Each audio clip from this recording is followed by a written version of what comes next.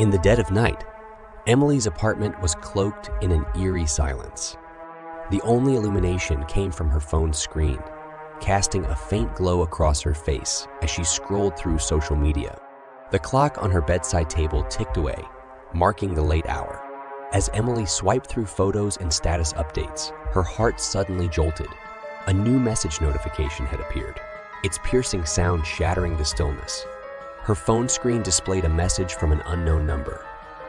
"I'm right behind you." Startled, she whipped her head around, her eyes scanning the dimly lit room. The room's shadows seemed to morph and dance in the low light, but there was no one there. Her heart pounded like a drum, and a cold sweat formed on her brow. Emily's rational mind tried to dismiss it as a cruel prank, but her instincts screamed otherwise. Trembling, she quickly locked all the doors and windows, as if barricading herself from an invisible threat. Minutes later, another chilling message materialized on her screen. "You can't escape." Panic took hold of Emily. How could someone know her whereabouts? The sender seemed to possess an intimate knowledge of her every move. With trembling fingers, she dialed 911, her voice quivering as she recounted the eerie messages in her growing sense of dread. Within minutes, a police officer arrived at her doorstep. Emily explained the bizarre situation, her voice shaky with fear.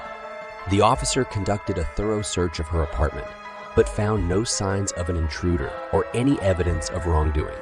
He reassured Emily that it might be a prank and advised her to contact her phone service provider to trace the number. Terrified and unable to spend another minute alone in her apartment, Emily decided to stay the night at her friend Sarah's place. As she hastily left her apartment, her phone buzzed with another ominous message. "I'll find you." For weeks, Emily lived in a state of constant fear.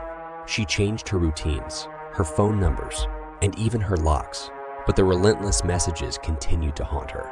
Each new message was like a knife, twisting in her gut, a chilling reminder that her tormentor was always one step ahead. One night, unable to bear the torment any longer, Emily received a final message. "I'm inside." With trembling hands, she called the police once again, and they rushed to her apartment. Officers combed through her living space, turning it upside down, but found nothing out of the ordinary.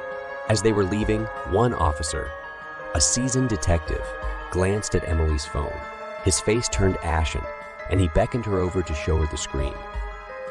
There in her message history was a message she hadn't seen before. "Look under your bed." Emily's heart pounded louder than ever as she slowly bent down and peered under her bed. There, she found a chilling note written in red ink. "You can't hide forever." To this day, Emily never discovered the identity of her tormentor, and the messages stopped as mysteriously as they had begun. But the ordeal left her scarred, forever haunted by the terror of those dark nights. Every creak of the floorboards, every unexpected shadow in the dark, still sends shivers down her spine, a haunting reminder of that chilling night when the line between reality and nightmare blurred.